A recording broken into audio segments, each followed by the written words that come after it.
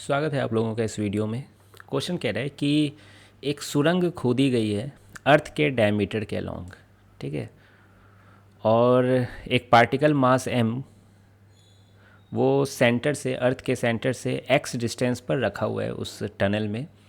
तो उस small m पर फोर्स कितनी लगेगी, है ना। ऑब्वियसली ग्रेविटेशनल फोर्स की ही बात की जा रही है यहाँ पर। तो कितनी फोर्स लगेगी, ग्रेविटेशनल फोर्स, तो या फिर नेट फोर्स भी आप बोलो तो ग्रेविटेशनल फोर्स ही है। फ्रिक्शन ये सब को नेगलेक्ट किया जा रहा है यहाँ पर।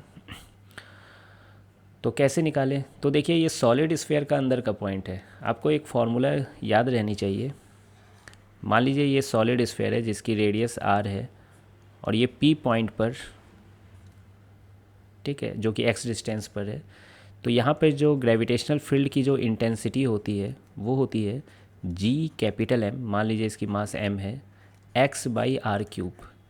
याद होगा ये फार्मूला, ठीक है। तो यही फार्मूला लगाना है और डायरेक्शन क्या होगा, टुवर्ड्स द सेंटर होते हैं, है ना, टुवर्ड्स द सेंटर होते हैं। तो मैं वही फार्मूला यहाँ पे यूज करने जा रहा हूँ। तो force equal to mass into gravitational field intensity होती है, clear, F equal to m e, है ना। E की वैल्यू बस यही लिख देना है, G into mass of earth into x by radius of earth का क्यूब, ठीक है। बस हो गया आंसर, डेट्स इट, इतना ही आंसर है। कोई आपसे पूछे डायरेक्शन क्या होगी, तो डायरेक्शन टुवर्ड्स द सेंटर होगी, टुवर्ड्स द सेंटर, ठीक है। बस यही आंसर है।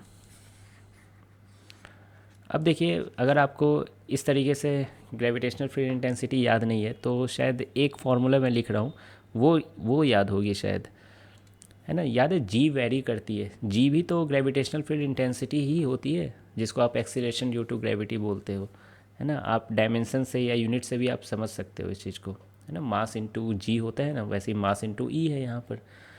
तो आपको याद होगा कि अगर टनल करते थे और डी डेप्थ तक नीचे जाते थे तो जी डैश की वैल्यू जो होती थी उस पॉइंट पर G into 1 minus D by R होती थी। याद आ रही है, G into 1 minus D by R. और जी कहाँ होती थी, सरफेस ऑफ अर्थ पे, जो कि होती थी G capital M by R square. याद आ रहा है।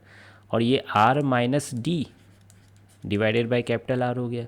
अब ये देखिए आर ये पूरा है, माइनस डी करोगे तो क्या आ रहा है, ऊपर एक्स ही तो आ रहा है।